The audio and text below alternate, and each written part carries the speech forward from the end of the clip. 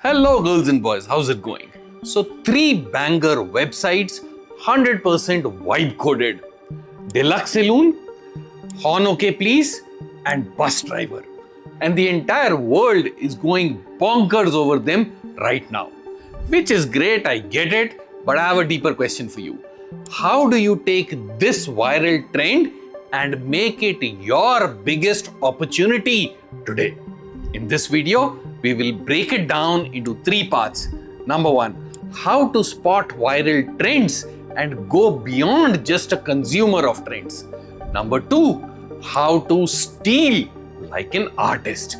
And number 3, how to get into that mindset of, oh, this is cool, to creating a project so awesome that recruiting and hiring managers just cannot ignore you. Let's get started.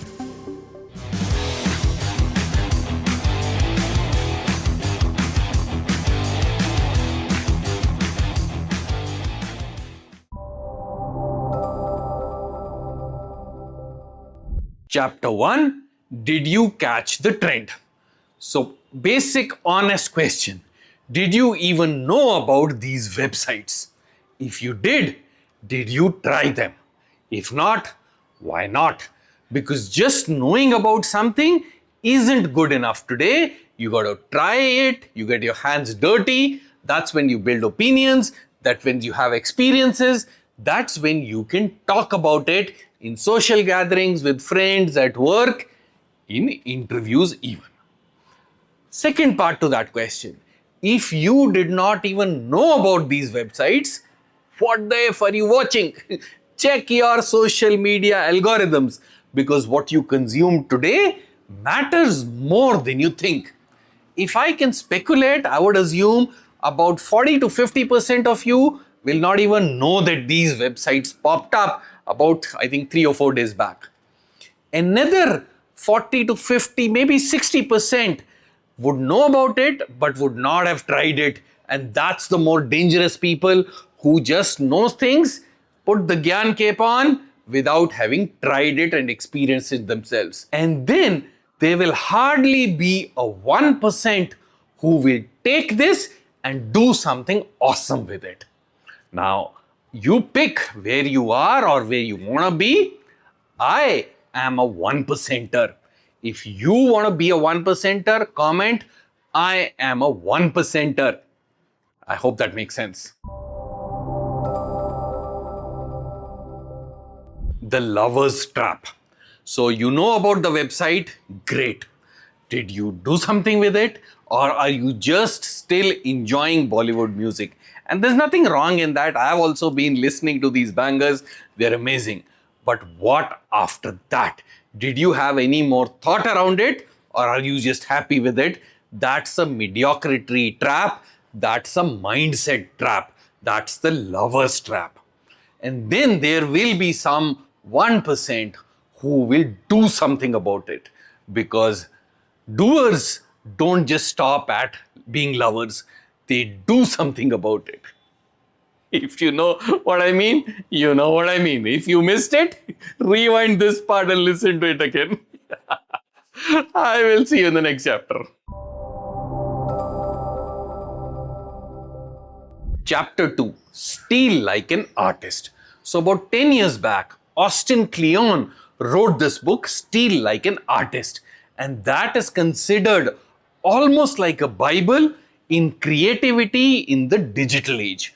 And there's one line from that book that should be tattooed on every engineer's head. And that is, there are very few new ideas these days. So stop waiting for a new idea. Instead, steal like an idea and make it your own.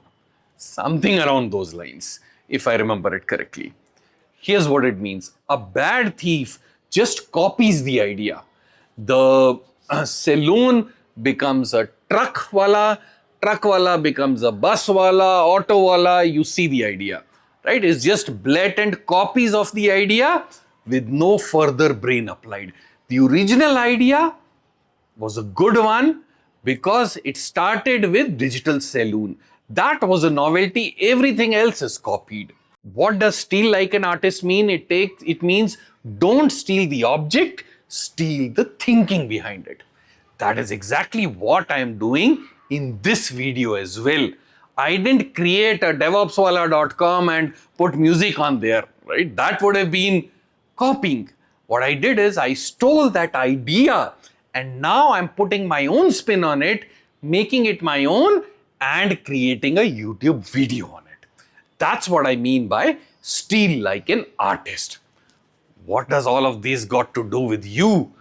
In the next chapter, I'm going to teach you how to think like this and how to steal like an artist and come out with at least 10 project ideas which are absolute bangers. Stay with me. If you like this idea of steal like an artist, comment, I steal like an artist, and I'll know you're with me. All right, chapter 3, doing it like an engineer. So I'll give you different perspectives on it so that you get an idea. So let's look at the SRE perspective of this. So take any website, it is basically YouTube embedding and a single source of music streaming. That's what this is with a static web page, right? So what if your YouTube API hits the rate limit when the peak traffic starts coming in? Do you have a fallback CDN with an alternate music source, or does the entire experience just choke up? That's the SRE perspective on this. All right, let's talk about the security perspective. Now you have a counter to count the number of people who are watching this or listening to it, and that's probably a WebSocket or a third-party counter ticker. If that's not rate limited, that could be the entry point to the DDoS attack. So there's some security element to think about this as well. So third one, scalability. Imagine this website going into millions and tens of millions of views, and this is a read-only website with a static page. Does it even need a complex backend for it to scale to those levels? And how do you even scale up? How do you make sure the latency is not there, especially when people are streaming across the globe? Basic scaling, fun day on this applied. Next perspective is the UI UX perspective. And because this website is just one static page or one truck going along, what else can you do to make the UI interesting after the first 5 minutes? How long can you watch just a truck with some rolling background? What else can you do? I saw somebody add a horn button on the truck website. That was cool. And then I saw some comments on the saloon website saying, can we have the audio of the psh psh, the spray, or the of the scissor? Subtle nuances, but will make the experience much better. How do you make it better on a mobile versus a reactive app? What else can you do? Then there is the DevOps/platform engineer perspective. For this kind of a website, where do you deploy it? Is EKS over-engineering it? Will Fargate cut it, but will it scale? Will Vercel good enough? Will I have to do Vercel plus CDN? What's the effective topology to deploy this even? That's another perspective to think about. I think you get the drift of where I'm going, right? You can take this viral thing into any role and extrapolate it. Now, what do you do with all of this is your question, probably. Good question, Einstein. Now that you know how to think about it, either create a project which solves this, write a white paper, create a Medium blog, write an infographic on it, whatever floats your boat. I've given you the seed idea, apply engineering principles and go bonkers over it. That's how you take a viral concept and apply engineering principles on it, not just be a consumer of it, but create something of your own by stealing like an artist. I hope this video made sense to you, and if it did, wait, I'm not done yet. If it did, then comment, I am a doer, and I know you're with me. All right, so I actually wrote this down. I forgot in the video. So let's say you want to talk about your portfolio, right? Just saying I know Kubernetes is one way of doing it, and creating a to-do list app, a weather app, and deploying it is a standard way of doing it. We have seen 10,000 of those. What about you write this in the resume? I took the viral micro app Deluxe Saloon, deployed it on Vercel edge functions, added rate limiting to the listener count endpoints, set up a CDN fallback for the audio sources, and load tested it on 50,000 concurrent users. Which one will get the recruiter's attention? Which one will direct all the questions in the interview itself? Now I think you get the point. See you in the next one.